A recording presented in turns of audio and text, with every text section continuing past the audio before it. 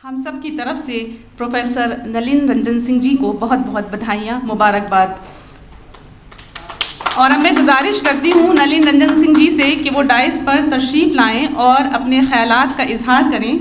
आपके लिए हम यही कह सकते हैं, हम खुद तराशते हैं मनाजिल की संगे राह, हम खुद तराशते हैं मनाजिल की संगे राह, हम वो नहीं हैं जिनको ज़माना बना गया।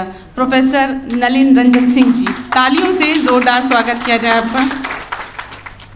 आज के इस कार्यक्रम की अध्यक्षता कर रहे प्रोफेसर शारिब रुदौलवी साहब, कार्यक्रम के मुख्य अतिथि अवकाश प्राप्त IAS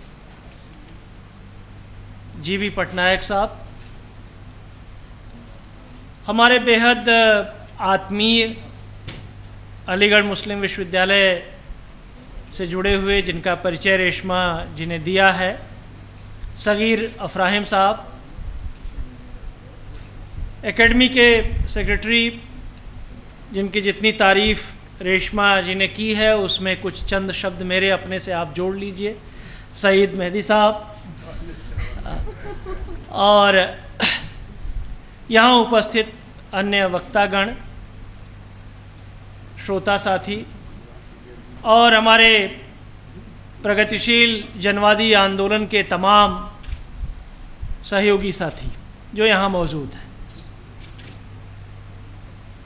सबसे पहले तो जब शारिफ साहब ने कहा कि ये शाल ओढ़ लीजिए, तो शाल ओढ़ने के बाद थोड़ा सा इस पे वज़न बढ़ रहा है।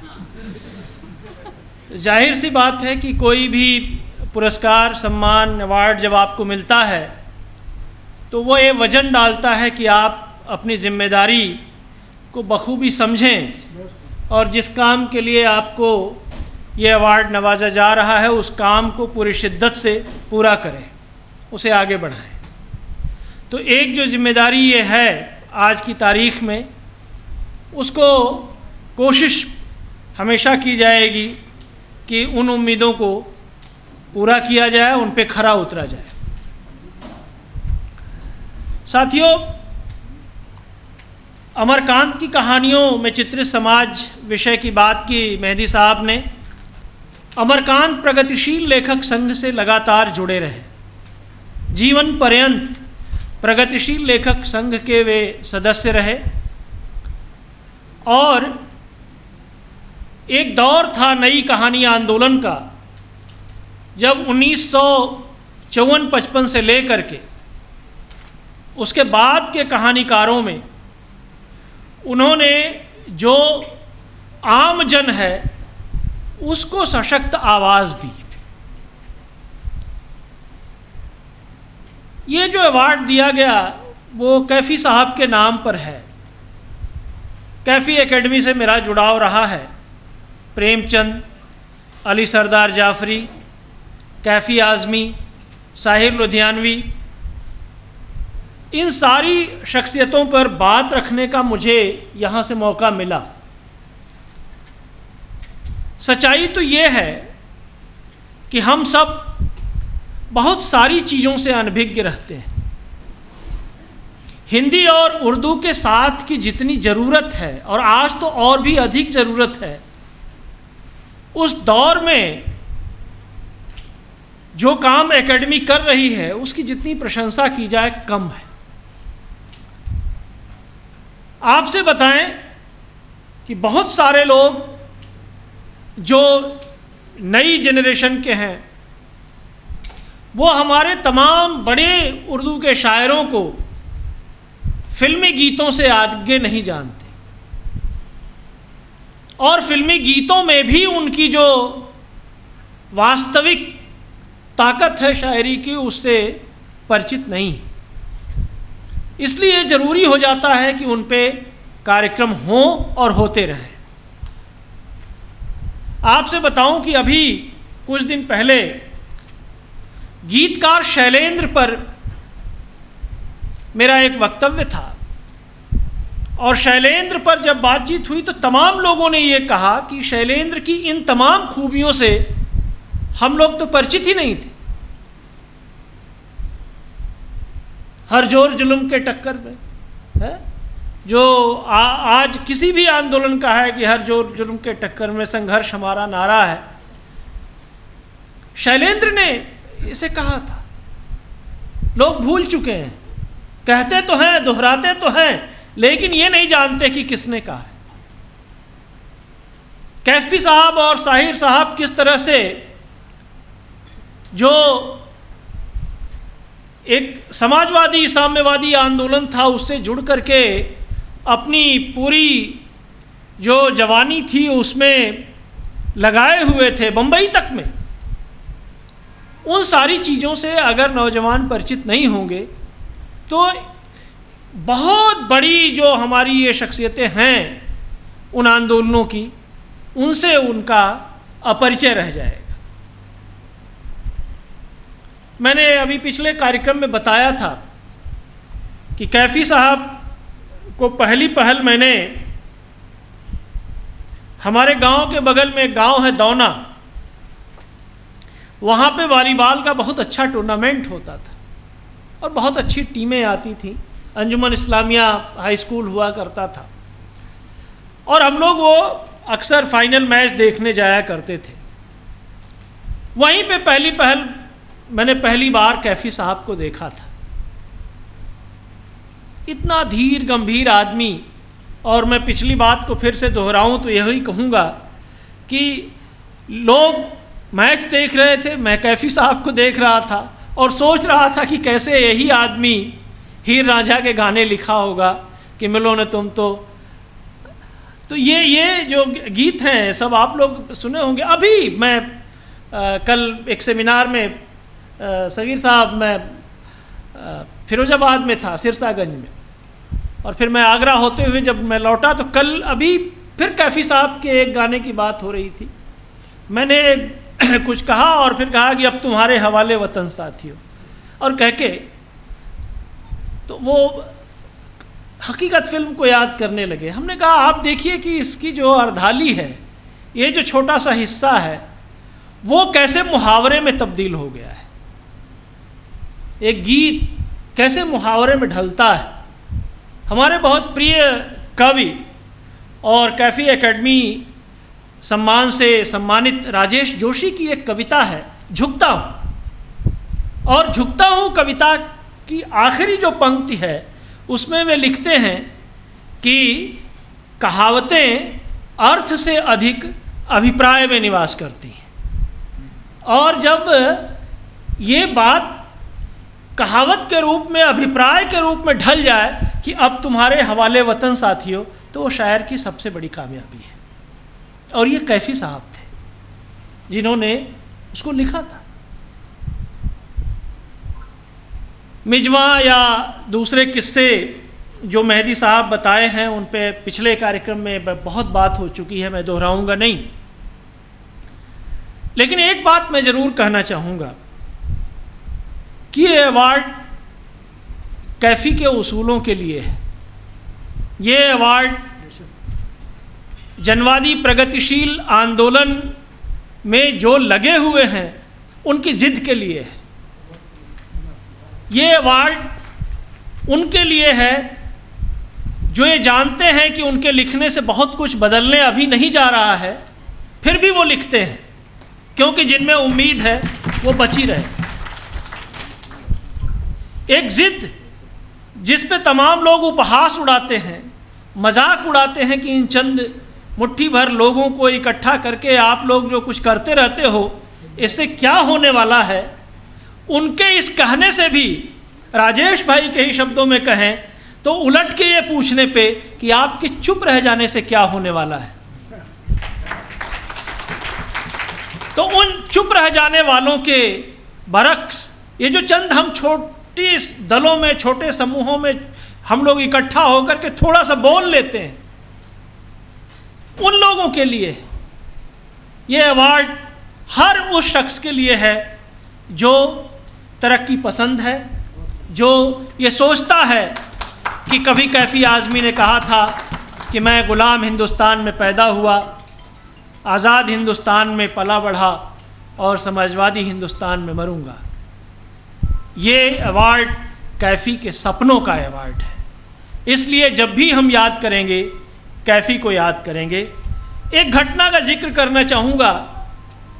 ज्ञान प्रकाश भाई मेरी कविता आजमगढ़ जो कविता बिहान में प्रकाशित हुई और आजमगढ़ को कई जगह पे कोट किया गया, और आजमगढ़ तो जब भी मैं जाता हूँ किसी कार्यक्रम में हर बार लोग आजमगढ़ सुनते थे, बल्कि इस बार मैंने नहीं सुनाया। हमने कहा हर बार आप लोग एक ही कविता आजमगढ़ सुनते हैं, इस बार रुक जाइए, इस बार राहुल सांकृत्यायन पे मैं सुना रहा हूँ। ये वो धरती है जो अयोध्या सिंह उपाध्याय, हरिऔध, श्याम नारायण पांडे, शिबली नोमानी, राहुल सांकृत्यायन और कैफ़ी आज़मी की वो धरती है।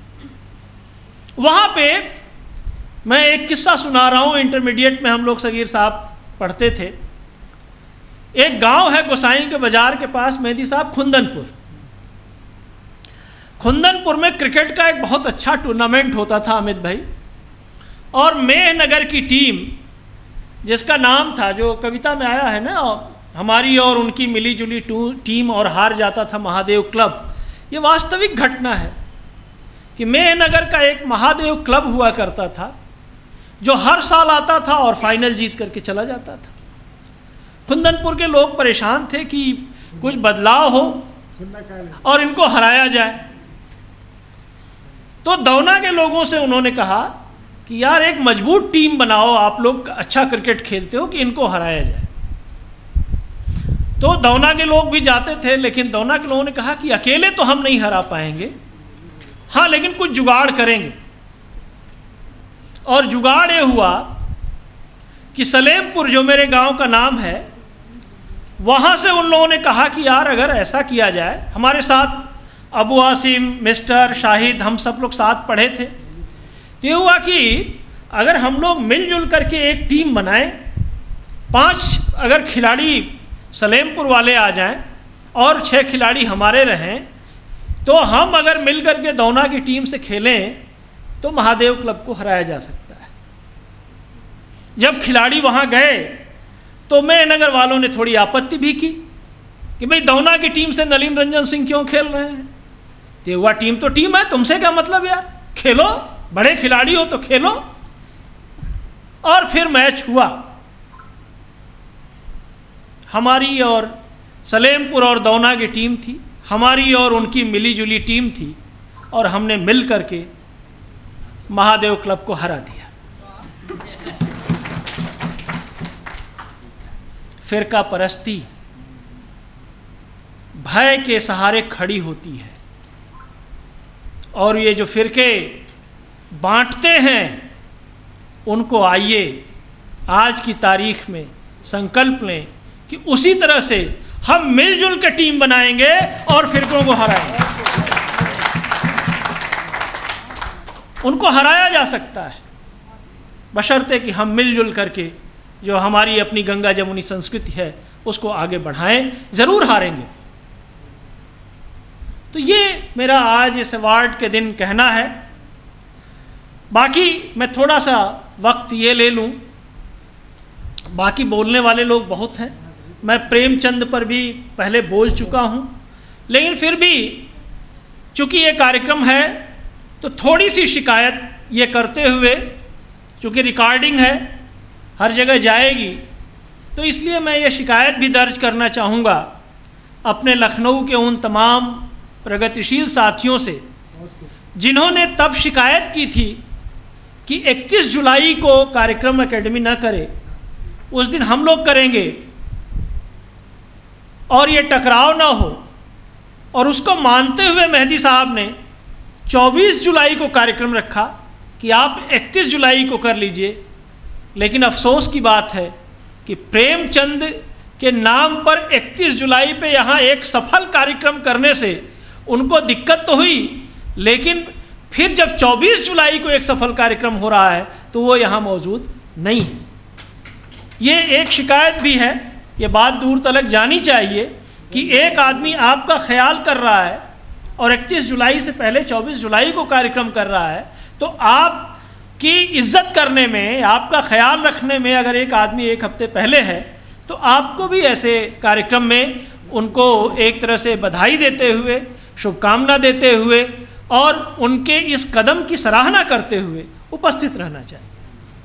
तो लेकिन कोई बात नहीं है, मैं देख रहा हूँ जनवादी लेखक संघ के secretary Gyan Prakash Choubey, joint secretary Madhav Mahesh, joint secretary Seema Singh, joint secretary Shalini Singh, ये लोग उपस्थित हैं यहाँ पर। डॉक्टर राही मासूम रजा एकेडमी के राम किशोर जी, और भी कुछ साथी हैं जिनका मैं नाम नहीं ले रहा हूँ, जानबूझ के नहीं ले रहा हूँ।